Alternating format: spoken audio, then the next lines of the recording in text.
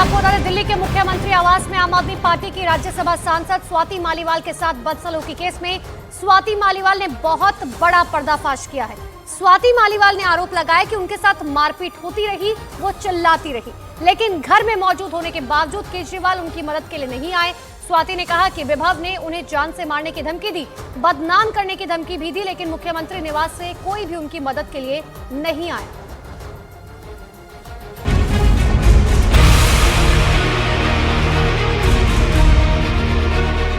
मेरा चीरहरण तो मेरा उस घर में हुआ और चरित्र हरण मेरा रोज चलाया जा रहा है।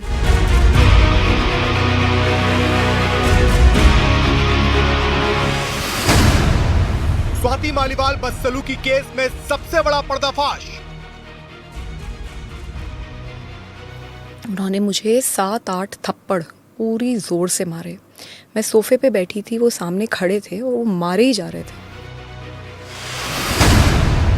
स्वाति ने बताया दिल्ली सीएम आवास में क्या क्या हुआ।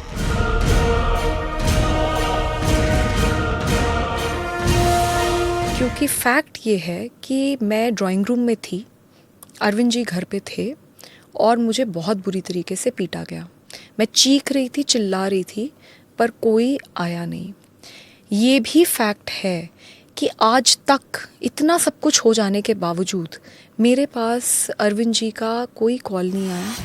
13 मई को दिल्ली के मुख्यमंत्री अरविंद केजरीवाल के आवास पर स्वाति मालीवाल के साथ किस कदर बदसलूकी की गई, कैसे एक महिला के साथ अभद्र व्यवहार किया गया, कैसे मुख्यमंत्री आवास जैसे हाई सिक्योरिटी जोन में ड्राइंग रूम के अंदर एक महिला के साथ मारपीट की गई, इस पूरी कहानी को स्वाति मालीवाल ने पहली बार कैमरे के सामने बयां किया। आराम से बैठी हुई थी, इतने में विभव कुमार जो कि उनके पीएस थे, वो वहाँ पे धनधनाते हुए आते हैं। He entered from the door और वो चिल्लाने लगते हैं और गालियाँ दे रहे थे और उन्होंने मुझे बोला कि तेरी औकात क्या है, तेरी हिम्मत कैसे हुई, हमें मना कर दे, तेरे को तो हम सबक सिखाएंगे, नीच औरत, पता नहीं क्या क्या बोल रहे थे वो। और उस समय मैं बहुत सकपका गई और मैंने उनको बोला भी कि भाई क्या हो गया, मतलब अरविंद जी आ रहे हैं, क्या हो क्या गया। तो इतना मैंने बोला और इतने में ही उन्होंने हाथ छोड़ दिया। उन्होंने मुझे 7-8 थप्पड़ पूरी ज़ोर से मारे। मैं सोफे पे बैठी थी, वो सामने खड़े थे और वो मारे ही जा रहे थे। मुझे बिल्कुल समझ नहीं आया कि क्या हुआ। इतने में मैंने अपने आप को बचाने के लिए अपने पैर से उनको पुश करने की कोशिश करी। तो जब मैंने उन्हें पुश करने की कोशिश करी तो उन्होंने मेरा पैर पकड़ लिया और मुझे नीचे घसीट दिया। उसमें मेरा सर भी जो वो सेंटर टेबल है उस पे जाके टकराया। मैं नीचे गिरी और फिर उन्होंने मुझे लातों से मारना शुरू किया और मैं चीखती रही, चिल्लाती रही, मैं मदद मांगती रही और मैंने उन्हें इतनी बार बोला कि मेरे पीरियड्स चल रहे हैं, मुझे छोड़ दो, मुझे बहुत दर्द हो रहा है। उसके बावजूद वो आदमी नहीं माना। सीएम हाउस में स्वाति मालीवाल के साथ क्या क्या हुआ, स्वाति ने ऑन कैमरा सब कुछ बताया। स्वाति ने बताया मुख्यमंत्री आवास में विभव कुमार ने उन्हें 7 से 8 थप्पड़ मारे। विभव कुमार ने उनका पैर पकड़कर फर्श पर घसीटा। स्वाति ने बताया कि विभव ने उन्हें बदनाम करने की धमकी दी, रेप और जान से मारने की धमकी भी दी गई, लेकिन घर में होने के बावजूद केजरीवाल उन्हें बचाने नहीं आए। मैं कॉल कर रही थी तो उसने मुझे देखा और उसने मुझे बोला कि तुम कुछ कर लो, हमारा कुछ नहीं बिगाड़ सकती और तुमको तो मार के गड़वा देंगे, हड्डी पसली एक कर देंगे। पर मैंने उसकी सुनी नहीं और मैंने कॉल कर दिया। मुझे बताया गया था कि अरविंद केजरीवाल जी घर में हैं और वो मुझसे मिलने आने वाले हैं और मैं बहुत ज़ोर ज़ोर से चीख चीख के हेल्प मांग रही थी, लेकिन कोई मदद के लिए नहीं आया। मैं अपॉइंटमेंट लेके तो हार्डली कभी गई हूँ। जब मैं घर गई हूँ तब तो मैंने कभी भी अपॉइंटमेंट नहीं लिया। हाँ, ज़रूर है कि अगर ऑफिस जाते हैं उनके, क्योंकि उनकी मीटिंग्स लगी हुई होती हैं और बहुत एक प्रोटोकॉल होता है, तो अगर सेक्रेटेरिएट जाते हैं तब एक बार ऑफिस पे के लिए ऑफिशियल टाइम लेके जाया जाता है। लेकिन जब घर जाते हैं तो मैं ऐसे ही जाती हूँ। ये कहते हैं कि मैं ट्रेसपास कर रही थी, मेरे पास कोई अपॉइंटमेंट नहीं था। तो मैं ये जानना चाहती हूँ कि अगर मैं ट्रेसपास कर रही थी तो फिर तो गेट पे ही रोक देते। And on top of it, मैंने कब एफआईआर में कह दिया कि मेरे कपड़े फट गए? मैंने कब एफआईआर में कहा कि मेरा सर फट गया जी, मैं खूनम खून हो गई?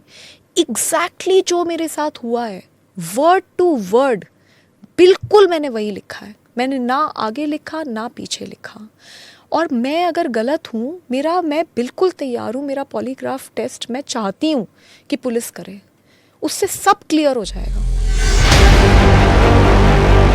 स्वाति मालीवाल ने बताया कैसे सीएम आवास में उनके साथ मारपीट हुई, कैसे वो जोर जोर से चीखती रही लेकिन कोई उन्हें बचाने नहीं आया। स्वाति के मुताबिक खुद मुख्यमंत्री अरविंद केजरीवाल सीएम हाउस में मौजूद थे, उनकी पत्नी और माता पिता भी सीएम हाउस में मौजूद थे, पूरा स्टाफ भी सीएम हाउस में मौजूद था, लेकिन किसी ने भी उन्हें बचाने की कोशिश नहीं की। स्वाति के इस बयान के बाद बीजेपी ने केजरीवाल पर हमले बहुत तेज कर दिए हैं। केजरीवाल जी के कैरेक्टर, अरविंद केजरीवाल जी के पॉलिटिकल कल्चर और आम आदमी पार्टी के डीएनए, ये इंसिडेंट से बाहर आए हैं। और मैं विशेष रूप में दिल्ली के महिला को बताना चाहता हूं, दिल्ली के महिला सुरक्षित होना है, इज्जत मान सम्मान बचना है, तो आम आदमी पार्टी को जल्द से जल्द दिल्ली से साफ कीजिए और नरेंद्र मोदी जी को, बीजेपी को 400 पार देकर देश को और महिला को सुरक्षित कीजिए। उनकी एफआईआर थाने के अंदर मौजूद है, मामला अदालत के अंदर है। सरकार को चाहिए कि इसका प्रॉपर इन्वेस्टिगेशन होना चाहिए, सच्चाई देश के सामने आनी चाहिए। उनके साथ क्या हुआ क्या नहीं हुआ, दोनों तरफ से एक दूसरे के खिलाफ इल्जामात लग रहे हैं। जब तक इन्वेस्टिगेशन नहीं होगा सच्चाई सामने नहीं आएगी। इसलिए ये जिम्मेदारी सरकार की है कि ईमानदारी के साथ इन्वेस्टिगेशन कराए। स्वाति मालीवाल से बदसलूकी केस में आम आदमी पार्टी बुरी तरह से फंसती नजर आ रही है।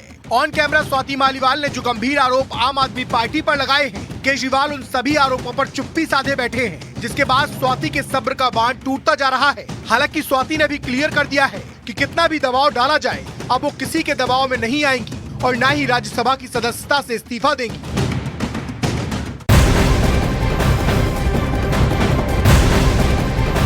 और एक बड़ी खबर आपको बता दें, प्रधानमंत्री नरेंद्र मोदी ने कांग्रेस और आम आदमी पार्टी पर बहुत बड़ा हमला बोला है। पंजाब में प्रधानमंत्री नरेंद्र मोदी ने कहा कि सत्ता के लिए देश का ऐसा बंटवारा किया कि 70 साल तक दूरबीन से करतारपुर साहिब के दर्शन करने पड़े। इसके साथ ही पीएम मोदी ने कहा कि दिल्ली की कट्टर भ्रष्टाचारी पार्टी और सिख दंगे की दोषी पार्टी पंजाब में आमने सामने लड़ने का नाटक कर रही है। कांग्रेस है जिसने